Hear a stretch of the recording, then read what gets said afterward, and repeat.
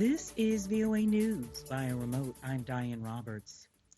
Authorities identified a 44-year-old British national Sunday as the man who took 4 people hostage at a Texas synagogue for 10 hours before an FBI SWAT team stormed the building, ending a tense standoff that U.S. President Joe Biden called an act of terror.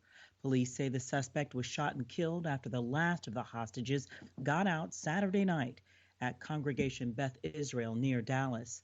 The FBI said in a statement there was no indication anyone else was involved, but it didn't provide a possible motive. The FBI says the hostage taker was specifically focused on an issue not directly connected to the Jewish community, and there was no immediate indication of any broader plan. It's not clear why he chose the synagogue. Former Ukrainian President Petro Poroshenko says he's returning to Ukraine to fight treason charges, even though he views them as politically motivated.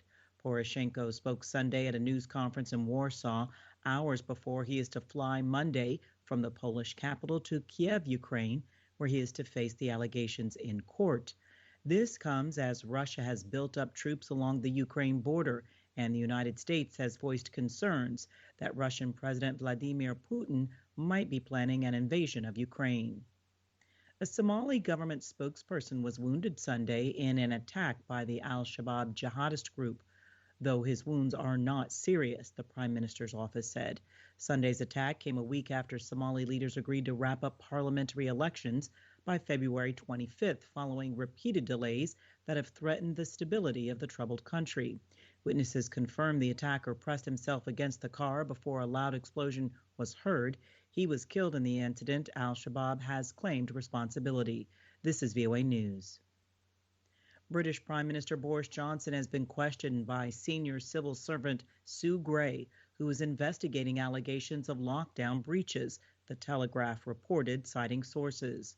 Johnson has shared what he knows with Gray ahead of publication of the report as early as this week, The Telegraph said.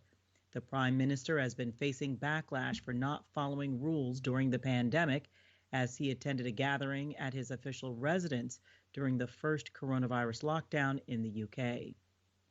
Tennis superstar Novak Djokovic flew out of Australia Sunday after a court upheld the government's decision to cancel his visa, capping days of drama over the country's COVID-19 entry rules and his unvaccinated status. The unanimous ruling by a 3-judge federal court bench dealt a final blow to Djokovic's hopes of chasing a record 21st Grand Slam win at the Australian Open that starts Monday. In a roller coaster ride, the world's top men's player was first detained by immigration authorities January 6th, ordered released by a court January 10th, and then detained Saturday again pending Sunday's court hearing. Djokovic said after the ruling he was extremely disappointed. The 34-year-old Serbian had been granted a visa to enter Australia with a COVID-19 infection December 16th, providing the basis for a medical exemption from Australia's requirements that all visitors be vaccinated. Austria will become the first European country to make COVID-19 vaccination mandatory for adults in February, Chancellor Karl Nehammer said Sunday, acknowledging that it was a sensitive topic. Nehammer said those who didn't comply would face a hefty fine.